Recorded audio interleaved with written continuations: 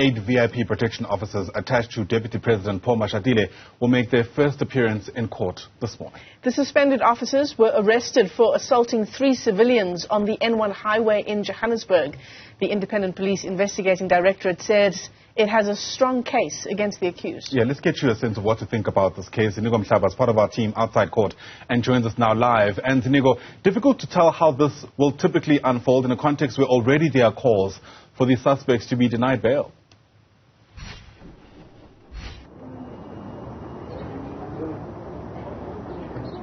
Well, they will get an idea on how that conversation is going to go inside this particular court when a magistrate will hear from the defense, but also those representing the accused themselves to get a sense of whether they do deserve that bail you are speaking about or not. Well, it's one of those popular cases where there's a lot of public interest. You remember that we're talking about police officers who are actually attached to a whole deputy president of the country, so there's a lot of interest in the court itself.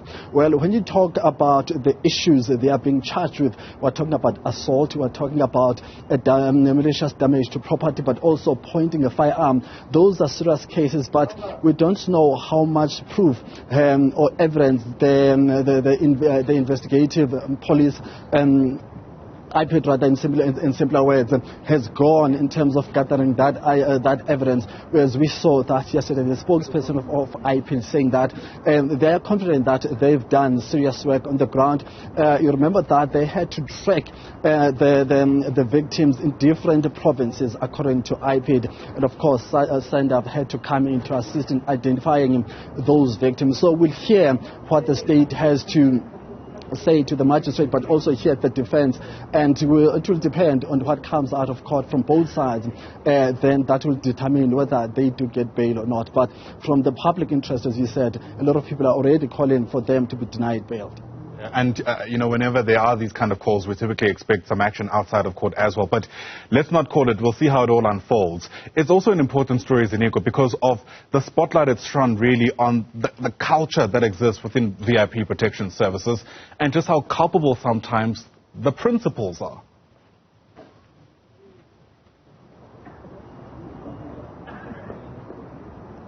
Yes, and it's an issue that people have been debating on social media.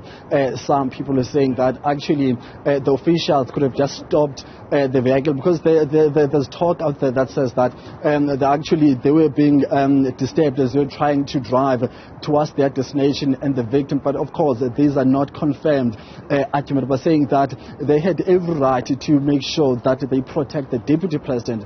Other people are saying that, well, they were being too harsh and there was no need for them to be wielding guns on civilians, but also beating and assaulting them. But also it talks to the issues now that everyone is a journalist in South Africa, because it was civilians themselves and other drivers who recorded that incident we saw on the N1 earlier this month. So there's a lot of debate, and of course a lot of people on social media and the public itself will have their comments, will have their opinions on this particular matter. But as soon as this matter now gets into court, all those things will not matter. What will matter is the evidence gathered by IPID, and the argument that will be put forward by the defense lawyers who are representing these 8 officials. So far, we know that these officials are currently suspended. Well, in terms of that suspension, that has not been public made, but also now we'll hear this particular court whether they will get that bail or not, and then we'll be able to get a sense of what will happen next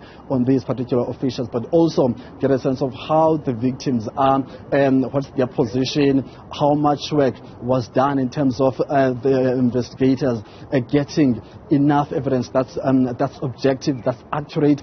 As we saw, their representatives saying that they've done enough work to make sure that the statements from these victims is accurate and is able to stand the time in court.